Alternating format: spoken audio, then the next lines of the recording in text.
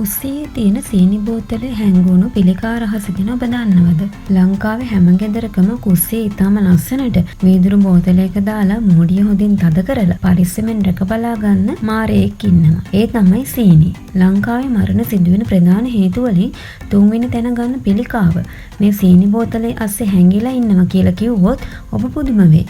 හැබැයි මේකේ විද්‍යාත්මක ඇත්තක් තියෙනවා. පිළිකාවට කන්න දෙන්නේ කවුද? 1931 දී ඔටෝ වර්බෝක් කියන විද්‍යාඥයාට නොබෙල් ත්‍යාගය ලැබුණේ ලෝකෙට හෙළි කරපු මේ රහස නිසා. ඒ තමයි පිළිකා සෛලවලට ප්‍රධාන ආහාරය සීනි කියන සත්‍ය කතාව. සරලව කිව්වොත් පිළිකාව කියන්නේ සීනි කන්න පෙරේත යක්ෂයෙක් වගේ. ඔබ සීනි කන වාරයක් පාසා ඔබේ ඇඟේ කොහේ හරි හැංගිලා ඉන්න පිළිකා සෛලවලට ඔබම පොහොර දානවා. ඔබ කියයි මම තේ බොන්නේ සීනි නැතුව.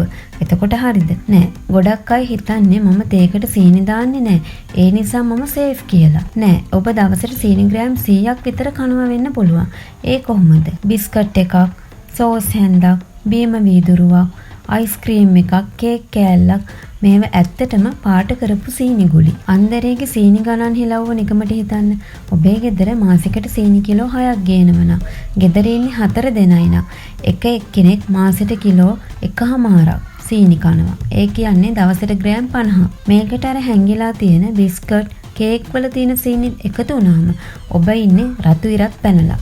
දරුවෙක්ට ආදරයට දෙන චොක්ලට් එකක සීනි හැඳි 7ක් විතර තියෙනවා. පොඩි කාලේ ඉඳන්ම දරුවගේ ඇඟ ඉන්සියුලින් සහ පිළිකා වර්ධක හෝමෝන වලින් පුරවන එක නෙවෙයිද අපි මේ කරන්නේ. ඉතින් පිළිකාව හැදුනට පස්සේ ලක්ෂ ගණන් වියදම් කරනවට වඩා කුස්සියේ තියෙන සීනි බෝතලේ අයින් කරන එක ලාභයි. මෙන්න ඔයාලට ඒ වෙනුවෙන් අදම කරන්න පුළුවන් දේවල් 3ක්.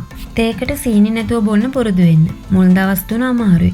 4 වෙනි දවස් ඉඳන් නියම තේ රහ දැනෙන්න ගන්නවා. පැණිබීම ගෙදරට ගේන එක නවත්තන්න. ඒ වෙනුවට තැඹිලි, කුරුම්බ හෝ වතුර බොන්න. පාන් පිටි සහ සීනි අඩු කරන්න. මේ දෙකම ඇඟට ගියාම හැසිරෙන්නේ එකම විදියට. පැණි රසට තියෙන ආදරයට ඔබේ ජීවිතේ නැති කරන්න ඉඩ තියන්න එපා.